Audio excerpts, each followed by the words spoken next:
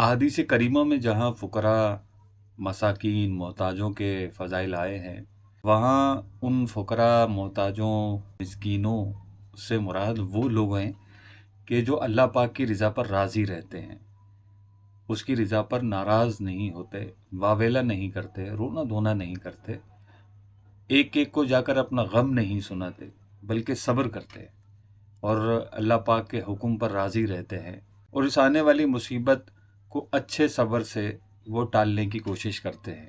تو یہ جاننا ہمارے لیے ضروری ہے کہ وہ فقراء جن کے فضائل احادیث کریمہ میں آئے، نبی کریم صلی اللہ علیہ وسلم نے ان کی تعریف فرمائی، بزرگان دین نے ان کے بارے میں اقوال ارشاد فرمائے، تو ان سے مراد یہ وہی فقراء ہیں کہ جو اللہ پاک کی رضا پر راضی رہتے ہیں۔ اور یہی وجہ ہے کہ اللہ پاک ایسے بندے کو محبوب رکھتا ہے، پسند فرماتا ہے۔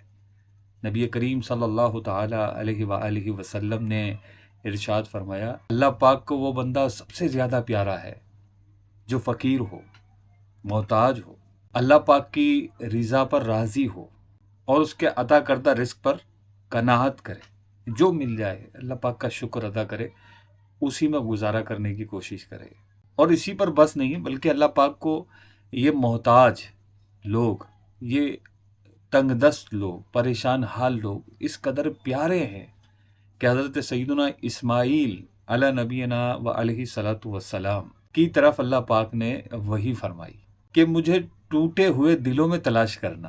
آپ نے پوچھا کہ وہ کون لوگ ہیں؟ اللہ پاک نے فرمایا وہ سچے فقراء ہیں۔ رسول اللہ صلی اللہ علیہ وسلم نے ارشاد فرمایا، راضی با رضا فقیر سے زیادہ کوئی فضیلت والا نہیں ہے۔ اور جب میدان محشر ہوگا، قیامت کا دن ہوگا، اس دن بھی ان کی شان دیکھنے والی ہوگی، جو اللہ پاک کی رضا پر راضی رہتے ہیں، صبر کرتے ہیں۔ رسول اللہ صلی اللہ علیہ وسلم نے ارشاد فرمایا، اللہ تعالیٰ قیامت کے دن ارشاد فرمائے گا کہ میرے دوست کہاں ہیں؟ فرشتے عرض کریں گے، اے اللہ وہ کون لوگ ہیں؟ اللہ تعالیٰ فرمائے گا وہ مسلمان فقراء ہیں جو میرے رزق پر قانع تھے اور میری رضا پر راضی تھے، انہیں جنت میں داخل کرو۔ تو لوگ حساب کتاب میں پریشان ہوں گے، اور یہ راضی با رضا رہنے والے فقراء جنت میں کھا پی رہے ہوں گے۔ اللہ پاک ہمیں اپنی رضا پر راضی رہنے کی توفیق عطا فرمائے، طاقت عطا فرمائے، ہمت عطا فرمائے۔ اللہ پاک ہم سب کے جملہ مسائل کو حل فرمائے، ہمیں صبر کی توفیق بھی عطا فرمائے، ثابت قدمی نصیب فرمائے، آمین۔ ملتے ہیں انشاءاللہ اگلی ویڈیو میں۔ فقر و فاقہ، دنیا سے بے رغبتی اور آخرت کی تیاری، حقیقی کامیابی کی جستجو، یہ ہمارے اسلاف کرام رحمہم اللہ السلام کی زندگیوں میں بآسانی دیکھی جا سکتی ہے۔ احادیث کریمہ سے لے کر اولیاء کاملین، بزرگان دین رحمہم اللہ المبین کی سیرت مبارکہ کا مطالعہ اگر آپ کریں تو اس میں اللہ پاک کی رضا پر راضی رہنے، فقر و فاقہ میں زندگی گزارنے کے نظارے بالکل عام ملیں گے، اور اسی طرح کی ترغیبات ان کی تعلیمات میں آپ دیکھیں گے۔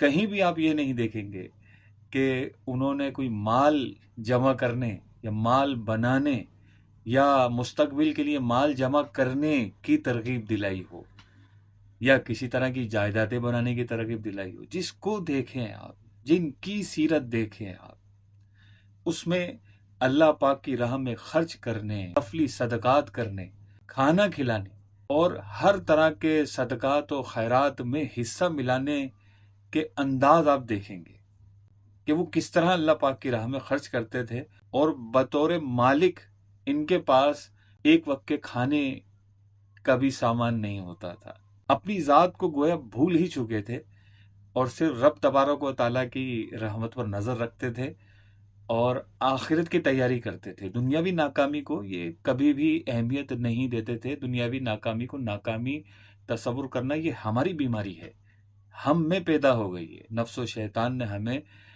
آخرت سے دور کر کے دنیا کی طرف گامزن کر دیا، اور اسی کی ترقی کو ہمارے لیے بنا سنوار کر پیش کر دیا، جس کی وجہ سے آج ہم حقیقی کامیابی سے گمراہ ہو چکے ہیں۔ ہم یہ فیصلہ نہیں کر پا رہے کہ ہمیں کس کامیابی کی طرف رغبت حاصل کرنی تھی، کس کامیابی کے لیے کوشش کرنی تھی، ہم دنیاوی ترقی میں لگ گئے۔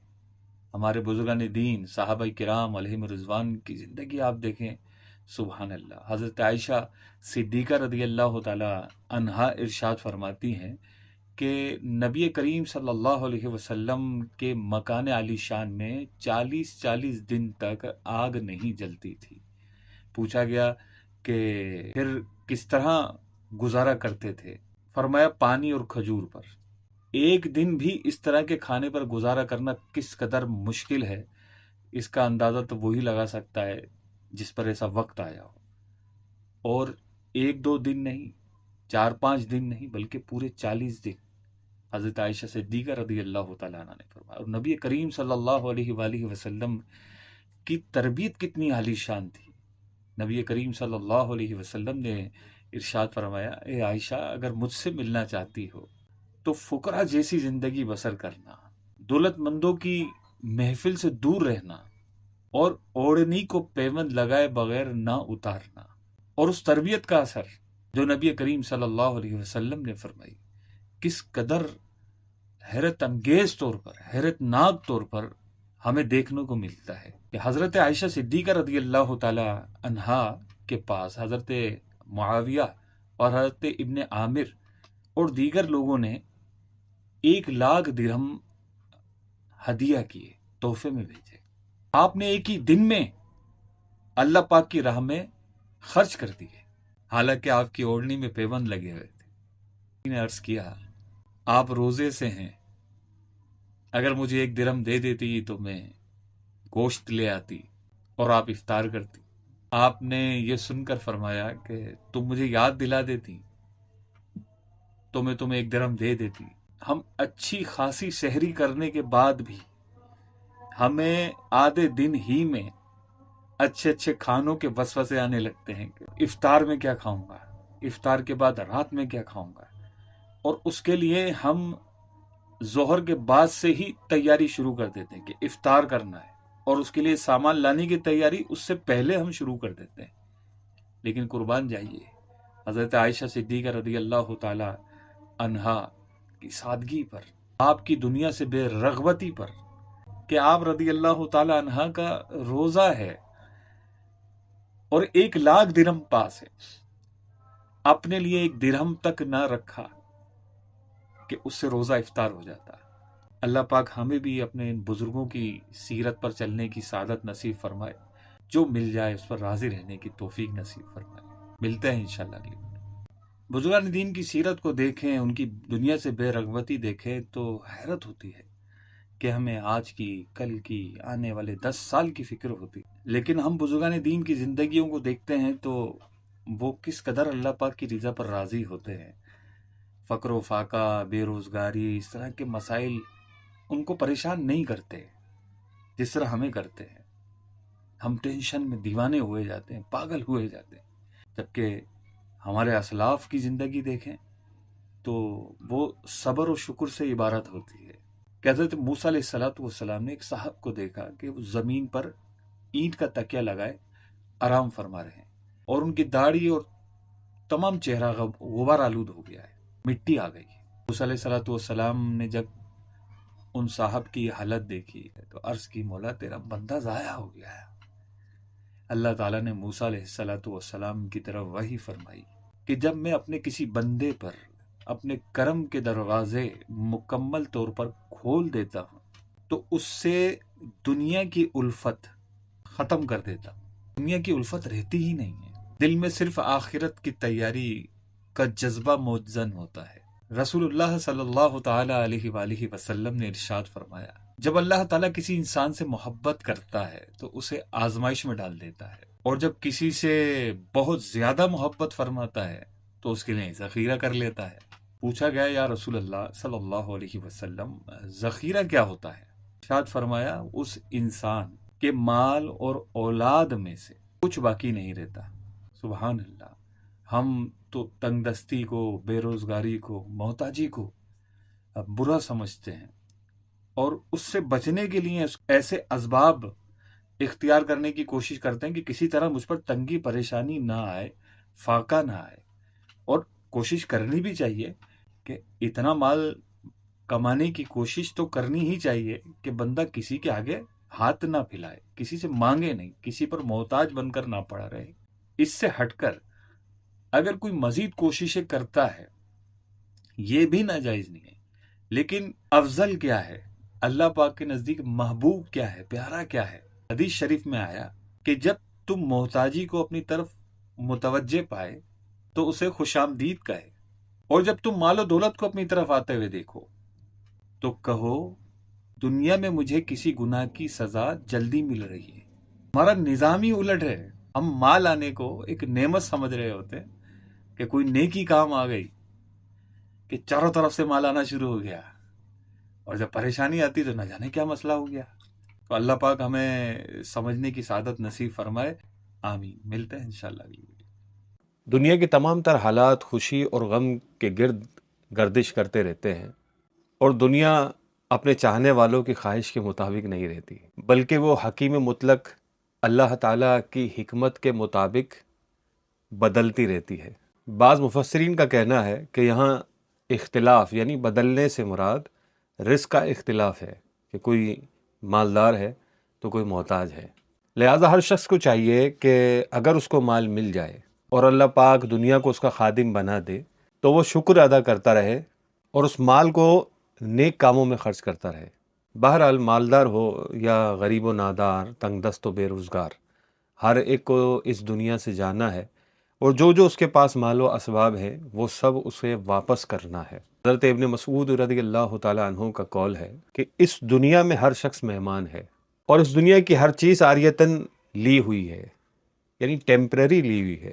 مہمان بالآخر کوچ کر جاتا ہے، چلا جاتا ہے، اور عاریتاً یعنی ٹیمپرری لی ہوئی چیز واپس کرنی پڑتی ہے۔ اب چاہے بہت سارا مال و اسباب ہو یا مشکل سے گزارا کرنے کا سامان ہو، یہ سب کا سب ٹیمپریری ہے، عاریتاً لیا ہوا ہے، جو بوقت موت سب یہاں چھوڑ کر جانا پڑے گا، کچھ بھی ہم اپنے ساتھ نہیں لے جا سکیں گے۔ تو کیا ہی اچھا ہو کہ ہم اس دنیا کو ایک عبرت کی نگاہ سے دیکھیں، اور جو اللہ پاک نے ہمارے لیے اسباب مہیا کیے ہیں، رزق ہے، روزگار ہے، مال و دولت ہے، جائیداد ہے، اس پر اللہ پاک کا شکر ادا کرے، اور جتنا ہو سکے نیک کاموں میں اسے خرچ کرنے کی کوشش کرتے رہیں۔ نہ یہ کہ مالداروں کی مالداری، ان کی دولت کی فراوانی کو دیکھ کر اس پر رشک کرتے رہیں اور اپنی زندگی پر افسوس کرتے رہیں۔ حضرت مطرف بن شخیر رحمۃ اللہ تعالیٰ علیہ فرماتے ہیں کہ بادشاہوں کے عیش و نشاط اور نرم و نازک لباس کو نہ دیکھو، بلکہ یہ دیکھو کہ وہ کتنی جلدی اس دنیا سے جا رہے ہیں اور کیسا برا ٹھکانہ ان کو ملے گا۔ اللہ پاک مجھے آپ کو محفوظ رکھے، اللہ پاک ہم سب کو صبر و شکر کی دولت نصیب فرمائے۔ ملتے ہیں انشاءاللہ اگلی ویڈیو میں۔ دنیا کی رنگینیوں میں گم مالدار صاحب اقتدار کے مقابلے میں سنتوں کا پابند غریب و نادار خوش نصیب و بخت بیدار ہے، اور وہ آخرت میں کامیاب ہے جو غربت، امراض و آفات میں مبتلا ہونے کے باوجود اللہ پاک اور اس کے حبیب صلی اللہ علیہ وآلہ وسلم کا اطاعت گزار ہے۔ رسول اللہ صلی اللہ علیہ وسلم نے ارشاد فرمایا، قیامت کے دن اس شخص کو لایا جائے گا جو دنیا میں بہت زیادہ نعمتوں سے مالا مال ہوگا، کہا جائے گا اسے آگ میں غوطہ دو، لہٰذا اسے آگ میں غوطہ دیا جائے گا۔ پھر اس سے کہا جائے گا، کیا تو کبھی نعمت سے مالا مال ہوا؟ وہ کہے گا، نہیں، میں نے کوئی نعمت نہیں پائی۔ اور مسلمانوں میں اس شخص کو لایا جائے گا جو دنیا میں سب سے زیادہ مصیبت زدہ اور بدحال تھا، کہا جائے گا اسے جنت میں ایک غوطہ دو، لہٰذا اسے جنت میں ایک غوطہ دیا جائے گا۔ پھر اس سے پوچھا جائے گا، کیا تو نے کبھی سختی دیکھی؟ کیا کبھی تو مصیبت سے دو چار ہوا؟ وہ کہے گا، نہیں، میں نے کبھی سختی نہیں دیکھی اور نہ ہی میں کبھی مصیبت سے دو چار ہوا۔ معلوم ہوا کہ جہنم اس قدر ہولناک ہے کہ اس کا ایک غوطہ دنیا کی ساری رنگینیاں، عیش کوشیاں اور راحت سامانیاں بھلا دے گا، اور اس کا یہ ذہن بن جائے گا کہ میں تو ہمیشہ پریشان ہی رہا ہوں۔ نیز جنت کا ایک غوطہ اس قدر فرحت بخش ہوگا کہ دنیا میں کنگال اور طرح طرح کی مصیبتوں سے بدحال رہنے والا ایک غوطہ جنت کے سبب سارے غم بھول جائے گا، اور اس کا یہ ذہن بن جائے گا کہ میں نے تو کبھی تکلیف دیکھی ہی نہیں کہ وہ کیسے ہوتی ہے۔ جنت کس قدر رحمتوں بھرا ٹھکانہ ہے، اللہ مجھے آپ کو نصیب کرے۔ ہمیں چاہیے کہ ہم ایسے کاموں سے بچیں جو جہنم میں جانے کا سبب بنے، اللہ پاک کی رضا پر راضی رہیں اور اس کا ہر حال میں شکر ادا کرتے رہے۔ رسول اللہ صلی اللہ علیہ وسلم نے ارشاد فرمایا، قیامت کے دن ہر امیر اور غریب یہ تمنا کرے گا کہ دنیا میں اسے معمولی غذا میسر ہوتی، تو قیامت کا حساب بہت بڑا ہے۔ اللہ پاک بس ہمیں دنیا میں شکر کی نعمت، قناعت کی نعمت عطا کرے اور آخرت میں بلا حساب و کتاب اپنے مدنی حبیب صلی اللہ علیہ وسلم کا جنت الفردوس میں پڑوس نصیب فرمائے، آمین۔ ہمارے بزرگان دین رحمہم اللہ المبین کے پیش نظر ہمیشہ آخرت رہا کرتی تھی، دنیاوی ساز و سامان، مال و اسباب کی وہ بالکل پرواہ نہیں کرتے تھے، حتیٰ کہ اپنی اولاد تک کے لیے دنیاوی مستقبل کے لیے وہ فکر مند نہیں ہوا کرتے تھے۔ جس طرح آج ہم لوگ اپنی اولاد کے مستقبل کے لیے فکر مند رہتے ہیں، یہ ان کی سیرت کا حصہ نہیں تھا۔ ہم جس قدر فکر مند ہوتے ہیں اور اس فکر میں اس قدر دیوانے ہو جاتے ہیں کہ ناجائز و حرام کام تک کرنے کے لیے آمادہ ہو جاتے ہیں۔ سیدنا عمر بن عبدالعزیز رضی اللہ تعالیٰ عنہ، آپ رضی اللہ تعالیٰ عنہ کو خلفائے راشدین میں شمار کیا جاتا ہے۔ ان کی مثال رہتی دنیا تک اور آنے والے حکمرانوں تک، چاہے وہ کیسے ہی پڑھے لکھے کہلاتے ہوں، کیا وہ عمر بن عبدالعزیز رضی اللہ تعالیٰ عنہ کا مقابلہ کر سکتے ہیں؟ سوال ہی پیدا نہیں ہوتا۔ عمر بن عبدالعزیز رضی اللہ تعالیٰ عنہ نے کم و بیش 2.5 سال میں جو حکمرانی ہے اس کا یہ عالم تھا کہ آپ کی حکمرانی میں ایک زکوٰۃ لینے والا نہیں تھا۔ اتنی صدیاں گزر گئیں، آج تک کوئی ایسا شخص پیدا نہیں ہوا، تو آگے تو آپ کیا ہی امید کریں گے۔ آپ رضی اللہ تعالیٰ عنہ کی موت کے وقت مسلمہ بن عبد الملک نے آ کر کہا، آپ نے ایسا کام کیا جو پہلے کسی حکمران نے نہیں کیا، آپ اپنی اولاد کو تنگ دست چھوڑ کر جا رہے ہیں۔ حضرت عمر بن عبدالعزیز رضی اللہ تعالیٰ عنہ نے فرمایا کہ مجھے بٹھا دو۔ عمر بن عبدالعزیز رضی اللہ تعالیٰ عنہ کے 13 بچے تھے۔ آپ رضی اللہ تعالیٰ عنہ نے فرمایا، تم نے کہا کہ میں نے اپنی اولاد کے لیے مال و دولت نہیں چھوڑا؟ فرمایا کہ میں نے کبھی بھی ان کا حق نہیں روکا اور نہ ہی دوسروں کا حق ان کو دیا۔ اگر یہ اطاعت گزار ہیں، میری اولاد اگر اطاعت گزار ہے تو اللہ پاک ان کی ضرورتیں پوری فرما دے گا، وہی نیکوں کی سرپرستی فرمانے والا ہے بے شک۔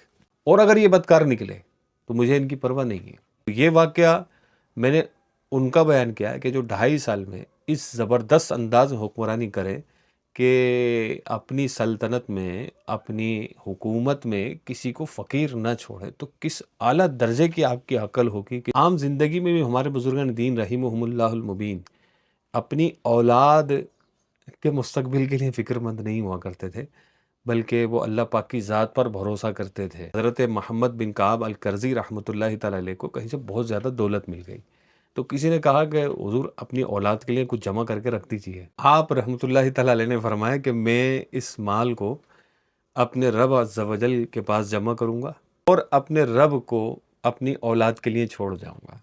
کیا خوبصورت ان کے انداز تھے اور کیا خوبصورت ان کی فکر تھی، سوچ تھی کہ آخرت پیش نظر رکھا کرتے تھے۔ اللہ پاک مجھے بھی آخرت پیش نظر رکھنے کا جذبہ نصیب فرمائے۔ اللہ پاک ہم سب کا حامی و ناصر ہو۔ ملتے ہیں انشاءاللہ اگلی ویڈیو میں۔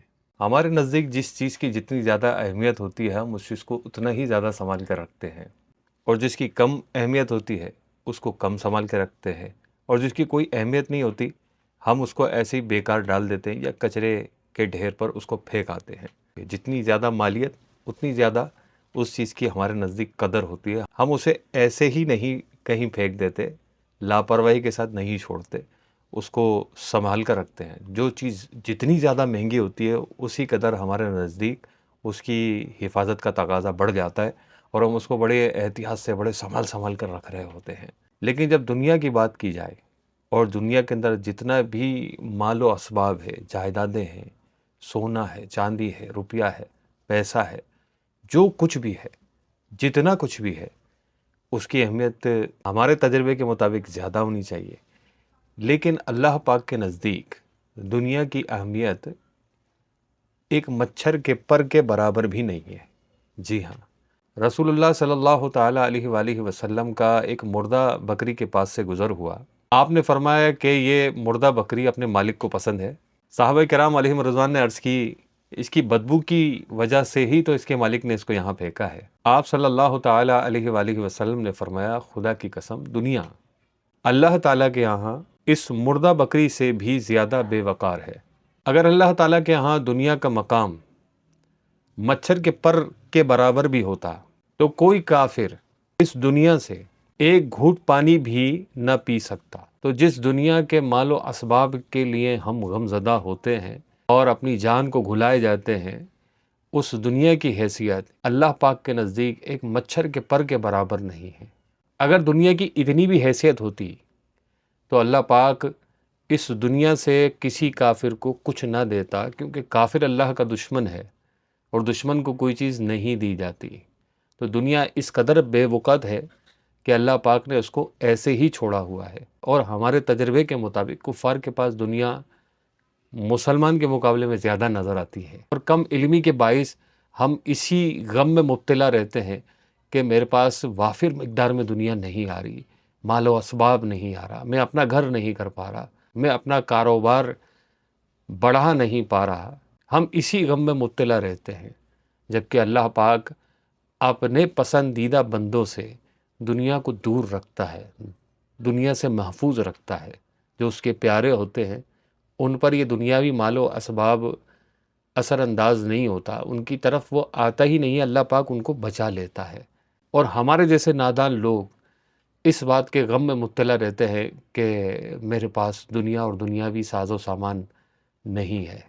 حضرت سفیان رحمۃ اللہ تعالیٰ علیہ کا قول ہے، تم دنیا کی نعمتوں کو دیکھو کہ وہ اپنی برائی کی وجہ سے ہمیشہ نالائقوں کے پاس ہوتی ہے۔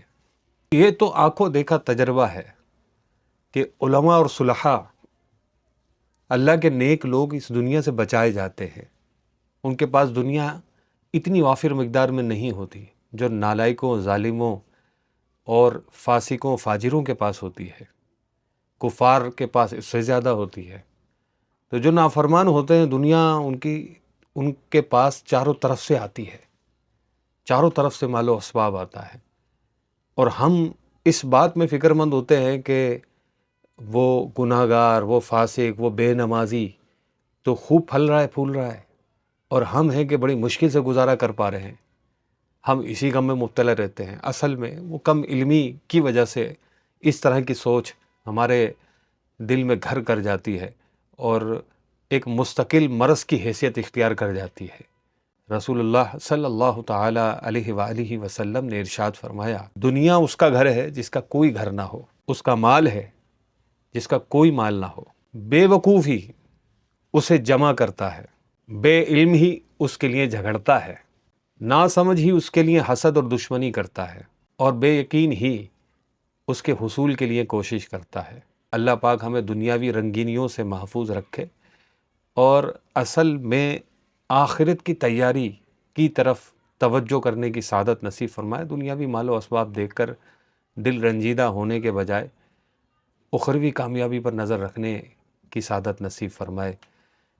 آمین۔ ملتے ہیں انشاءاللہ اگلی ویڈیو میں۔ دنیا میں ہونے والی ہر طرح کی برائی کی بنیاد اگر دیکھی جائے یا اسے تلاشا جائے تو وہ دنیا کی محبت نکلتی ہے۔ اگر کوئی شخص کسی پر ظلم کر رہا ہے، کسی کا مال چھین رہا ہے، کسی کی زمین پر قبضہ کر رہا ہے، اس کے پیچھے دنیا کی محبت ہوتی ہے، دنیا میں زیادہ وقت زندہ رہنے کی امید ہوتی ہے، دنیاوی عیش و آرام کی چاہت ہوتی ہے، اسی طرح منصب کی چاہت، اس منصب کو پانے کے لیے ہر طرح کے ظلم کو روا رکھنے کی خواہش کہ منصب کے ذریعے دنیا میں ایک طاقت حاصل کی جائے، اس طاقت کے ذریعے مزید مال بنایا جائے، مزید دنیا بنائی جائے، مال و اسباب کو بڑھایا جائے، جائیدادیں بڑھائی جائیں، اور خوب عیش و آرام کے ساتھ اس دنیاوی زندگی کو گزارا جائے۔ تو غور کیا جائے تو ان تمام گناہوں کے پیچھے، اس کے علاوہ ہر طرح کے گناہ کے پیچھے اگر دیکھا جائے تو یہی دنیا کی محبت نکل کر آتی ہے۔ رسول اللہ صلی اللہ تعالیٰ علیہ وآلہ وسلم نے ارشاد فرمایا، دنیا کی محبت ہر برائی کی بنیاد ہے۔ ایک موقع پر ارشاد فرمایا، دنیا ملعون ہے اور اس کی ہر وہ چیز ملعون ہے جو اللہ پاک کے لیے نہ ہو۔ دنیا کی محبت یا دنیاوی مال و اسباب کی آمد کوئی قابل تعریف چیز نہیں ہے، قابل رشک چیز نہیں ہے۔ دنیاوی مال و اسباب پر رشک کرنے کے بجائے ہمیں اس سے عبرت حاصل کرنی چاہیے کہ دنیاوی مال و اسباب کا آنا اور وافر مقدار میں آنا یہ کوئی اچھی علامت نہیں ہے۔ حضرت سعید بن مسعود رحمۃ اللہ تعالیٰ علیہ نے فرمایا کہ جب تم ایسے شخص کو دیکھو کہ جس کی دنیا بڑھ رہی ہو اور آخرت کم ہو رہی ہو اور وہ اس بات پر راضی ہو، تو سمجھ لو کہ وہ شخص فریب خوردہ ہے، فریب کھایا ہوا ہے، اس کی صورت بگاڑی جا رہی ہے اور اسے محسوس بھی نہیں ہو رہا ہے۔ اللہ پاک ہمیں محفوظ رکھے، اللہ پاک اپنی رضا کا پروانہ ہم سب کو نصیب کرے۔ ملتے ہیں انشاءاللہ اگلی ویڈیو میں۔ ہمیں چاہیے کہ آخرت کی بھرپور تیاری کا ذہن بنائیں اور اپنی زندگی کو اللہ رسول کی مرضی کے مطابق گزارنے کی کوشش کریں اور آخرت کے معاملات پر بالکل کمپرومائز نہ کریں۔ اپنی آخرت کو داؤ پر لگا کر کسی کی دنیا بنانے کی کوشش نہ کریں، اگرچہ وہ آپ کے گھر والے ہوں، آپ کی اولاد ہو، ان کے لیے بھی اپنی آخرت کو کبھی خراب نہ کریں، کیونکہ آپ اپنی آخرت خراب کر کے کسی کی دنیا بنائیں گے تو آپ کو آخرت میں کوئی فائدہ نہیں ہونے والا، بلکہ آپ سراسر نقصان اٹھانے والے بنیں گے۔ اپنی اولاد کی اور اولاد کی بھی فکر میں کہیں ایسا نہ ہو کہ ہم اپنی آخرت کو ہی بھول جائیں اور سب کی دنیا بنا کر اس دنیا سے جائیں اور آخرت میں ہمارے ہاتھ کچھ نہ ہو۔ جو کمایا ہو اس میں حلال و حرام کی آمیزش ہو، ناجائز مال اس میں شامل ہو جس کا جواب ہمیں دینا پڑ رہا ہو، اور ہمارے ورثہ اس مال سے دنیا میں بظاہر فائدہ اٹھا رہے ہوں، وقتی فائدہ اٹھا رہے ہوں، تو کبھی بھی ایسی غلطی مت کیجیے کہ دوسروں کی دنیا سنوارنے کے لیے میں نے نعمتیں نہیں کھائی، میں نے دھکے کھائے، میری اولاد دھکے نہیں کھائے گی۔ کوئی مسئلہ نہیں ہے آپ نے دھکے کھائے، اگر آپ نے دنیا میں دھکے کھائے اور آپ کی اولاد نہ کھائے یہ ایک اچھی بات ہے۔ کسی کے آگے آپ کی اولاد ہاتھ نہ پھیلائے، اس کو اس قابل بنائے کہ وہ اپنے ہاتھ سے حلال روزی کمائے کھائے۔ اس کا مطلب یہ نہیں ہے کہ ناجائز و حرام مال اولاد کے لیے جمع کر کے چلے جائیں۔ اگر آپ نے دنیا میں دھکے کھائے ہیں، کرائے کے مکانات تبدیل کیے ہیں، تو اس پہ یقیناً آپ کو تکلیف ہوئی ہے اور اس تکلیف پر صبر آپ نے کیا ہے تو اللہ پاک اس کا اجر آپ کو عطا فرمائے گا۔ تو اگر آپ یہ سوچتے ہیں کہ میں نے دنیا میں جو تکلیف اٹھائی میری اولاد نہ اٹھائے، تو اس کے لیے لازمی نہیں ہے کہ آپ اس طرح کے کوئی کام کریں کہ جو شریعت مطہرہ کے خلاف ہوں۔ حضرت یحییٰ بن معاذ رحمۃ اللہ تعالیٰ علیہ نے فرمایا کہ دو مصیبتیں ایسی ہیں کہ ان جیسی مصیبتیں اگلے پچھلوں نے نہیں سنی۔ وہ ہے موت کے وقت بندے کا مال پر افسوس۔ پوچھا گیا وہ کیسے؟ آپ رحمۃ اللہ تعالیٰ علیہ نے فرمایا اس سے تمام دولت چھین لی جاتی ہے، اور دوسرا یہ کہ اسے تمام دولت کا حساب اللہ پاک کو دینا پڑتا ہے۔ اللہ پاک ہمیں بلا حساب و کتاب جنت الفردوس میں اپنے مدنی حبیب صلی اللہ علیہ وسلم کا پڑوس نصیب فرمائے، آمین۔